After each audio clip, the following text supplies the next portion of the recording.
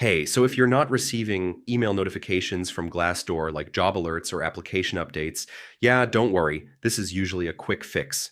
In this guide, I'll show you step by step how to solve it. First thing, check your spam or promotions folder. Sometimes Glassdoor emails get filtered there by mistake. Next, go to your Glassdoor account settings and make sure email notifications are turned on. So if they're disabled, you won't receive anything. All right, double check that your email address is correct. I mean, even a small typo can stop all notifications from reaching you. Now check your job alerts.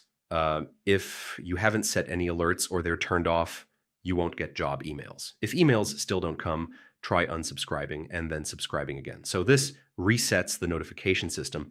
Next, check your email settings. Filters or blocked addresses might be stopping Glassdoor emails from appearing in your inbox. And yeah, if nothing works, try switching to another email or device. I mean, this helps confirm if the issue is with your account or email provider. So that's how you fix Glassdoor email notification problems. One of these steps should get your alerts working again.